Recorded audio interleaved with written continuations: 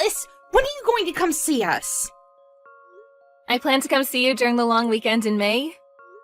Why do you ask? You're not going to come see us until May? Ugh, that is too far away. Can't you come over sooner? You're part of this family now. You should make time for your new family, too. What do you mean by that?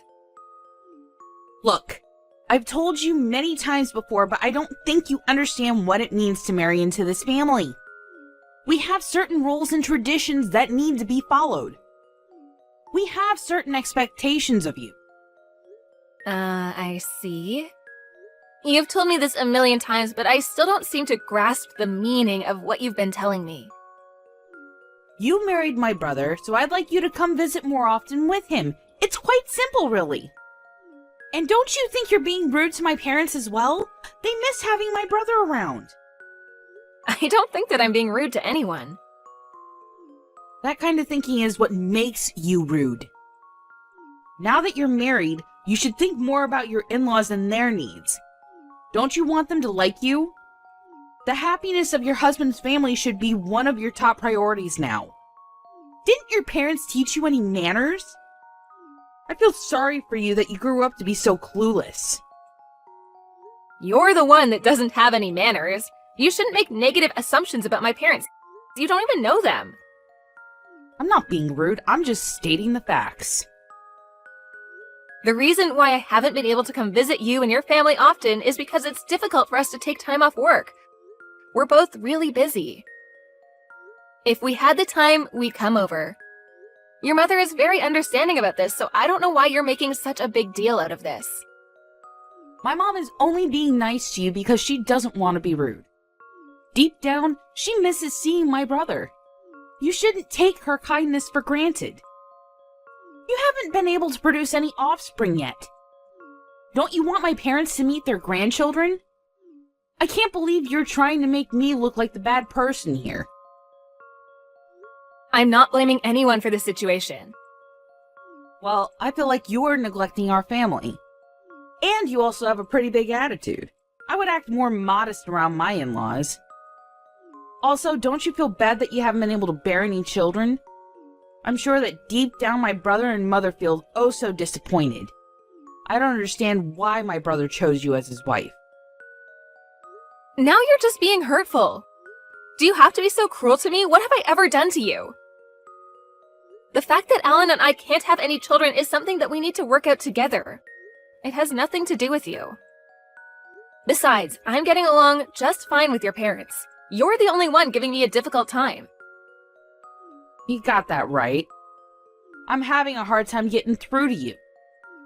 I don't understand what Alan sees in you. You're not the type of person I can be friends with. Wow, you're being honest today. It's because you just don't get it. You use work as an excuse not to spend any time with us. Alan tells me that you make him do half the housework too. You don't have any children, so why shouldn't you have the time to take care of the house on your own? You shouldn't be asking for my brother's help. I really don't understand you. I feel sorry for your parents too. They have a lousy daughter.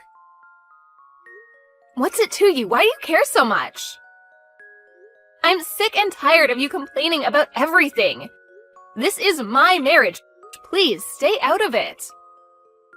You know that I'm right. You just don't want to admit it. How much time do you have on your hands? Why do you message me every day? Don't you have anything better to do? Why don't you get my brother to stop me if it bothers you so much? I'm sure that he's going to side with me, though.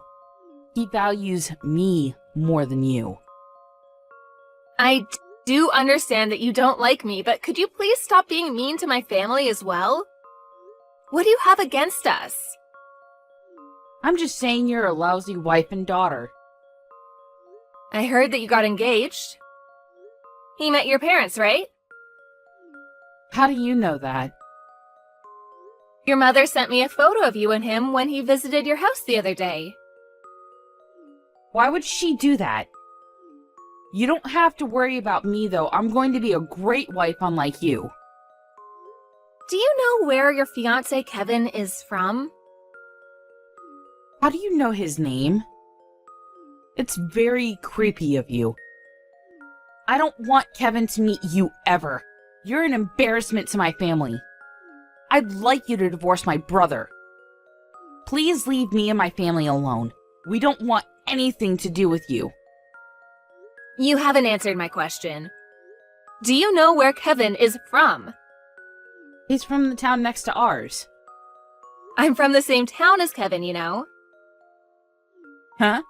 What's that got to do with anything? Kevin is my childhood friend. What's your point? I just think it's a big coincidence. Kevin and I used to be neighbors. We've known each other since we were small, and we went to the same school together until we graduated high school. I still see him a couple of times a year when we meet up with old friends. Where are you going with this?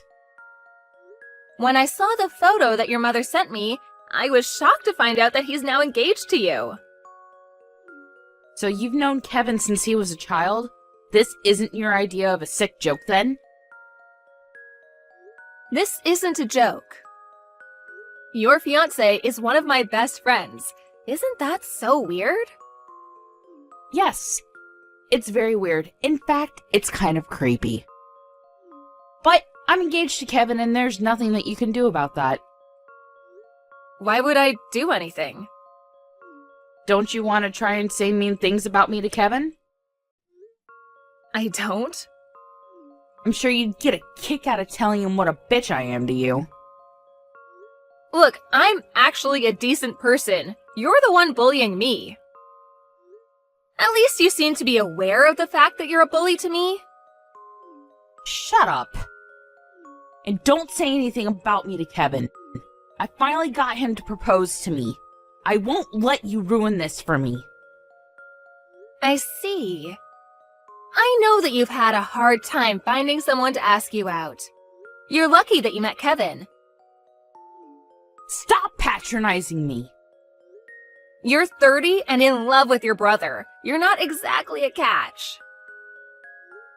It's a miracle that you got Kevin to propose to you. You're being rude again. I'm sure that I'm nowhere near as rude as you. You know that, don't you? Or are you one of those people that hurt people and don't even realize it? If that's the case, Kevin is not going to be happy in his marriage. Look, I get it now. If I apologize, will you not say anything to Kevin? I think it's a little too late for that. My family and Kevin's family are really close. Kevin would be devastated if he found out what you said about me and my parents. I had no idea you and Kevin were so close. I'm really sorry for my behavior up until now. I promise to be a better sister-in-law to you from now on. Will you forgive me? That doesn't sound like a heartfelt apology to me. I'm not out to destroy your relationship with Kevin. I'm not evil. And you won't say anything to Kevin then? I don't plan to. You're nicer than I expected. Like you said, we're family now. Family is supposed to look out for one another, right? And I'd like Kevin to have a happy marriage. He means so much to me. I think we started off on the wrong foot. You're actually a good person. I'm sorry I didn't realize that sooner. So you're going to move in with Kevin's parents, right? Well, we haven't talked about that yet. Why not? Kevin told me that he expected you to move in with his parents. I like living in this town. I don't want to move. There isn't much to do in Kevin's town, and I prefer living with my own parents. And I wouldn't have so much freedom if I had to live with Kevin's parents. That makes no sense. You're the one that told me that once a woman gets married, she should move in with her in-laws. It's a little different for me, you see? I already live with my own parents, so it doesn't make sense for me to move out. Kevin is going to move in with us. He told me that he's fine with that. Does he know that you mean your parents' place and not his? What do you mean? If you only said live with your parents, he may have misunderstood you and thought that you were talking about his parents and not yours. But if I'm the one using the word parents, normally that would mean my parents and not his, right? Okay, if you say so. I was just a little worried because I know that Kevin divorced his ex-wife because she refused to move in with his parents. I figured that he would expect the same from you, that's all. What? I suppose he loves you more than his ex-wife. Lucky for you. If Kevin's okay with it, there's no issue here. Wait a minute. I wish you and Kevin all the happiness in the world. You're not making any sense. I had no idea that Kevin was married before. You didn't know? Why would he hide that from you? In fact, Kevin's been married twice before, and he has 3 children from his previous marriages. I assumed he told you that. Well, he didn't. You're making this all up. You're just trying to get back at me. I'm merely stating the facts here. I'm surprised that Kevin kept this from you. By the way, I let Kevin's mother know what kind of person you really are. What did you say to her? I told her that you knew how important it was for you as Kevin's wife to move in with them after you two are married. Kevin's mother really appreciated the fact that you were willing to move in with them. She was thrilled. Kevin's first wife moved in with them, but she had enough after 6 months of living together. And Kevin's second wife was resistant to moving in from the beginning. She's so happy that Kevin met you. This is the first time I'm hearing of this. Kevin didn't say a word to me. I am not going to move in with Kevin's parents. I guess you should say that to Kevin and his parents because they seem to think otherwise. But if you tell them how you really feel, Kevin may rethink his marriage to you. Is that really what you want? I mean, you were so desperate to get married. I can't see you meeting another man anytime soon. I am not going to live with Kevin's parents, but I can persuade him to still marry me. I'm sure that he'll understand where I'm coming from. Are you sure about that?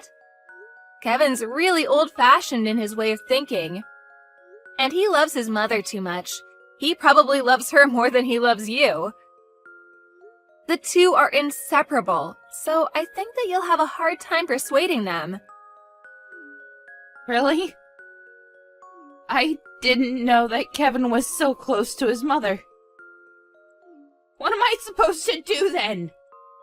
Also, I had a chat with Alan. I showed him all the messages that you sent me up until now. Why would you do that? I was angry, and I wanted him to know what you were doing to me. We both don't intend on coming over to your parents' house as long as you live there. And you won't be hearing from either of us again. Why is Alan upset with me too? He's upset because you don't know how to be nice to me.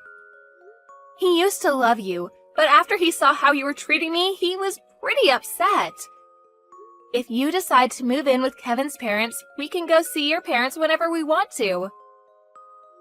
Don't you think that moving in with Kevin's parents is the best thing for everyone in this family?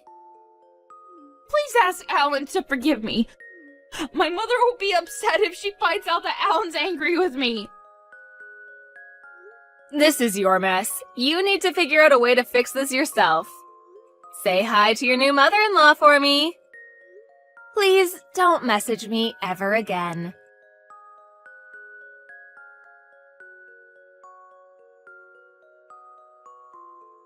Karen explained to Kevin that she wanted to continue to live with her parents and she asked him to move in with her.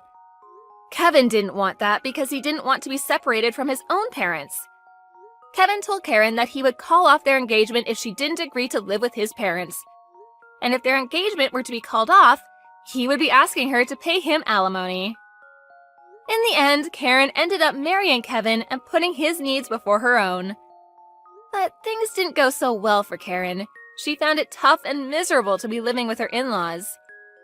On top of that, she saw that Kevin had to use a majority of his earnings to pay for child support for the children that he already had with his previous 2 wives. That didn't leave much money for Kevin and Karen, and so they were forced to live a frugal life. Also, Kevin cared a great deal for his mother and didn't pay much attention to Karen, which left her feeling very lonely. I guess karma gave Karen what she deserved in the end.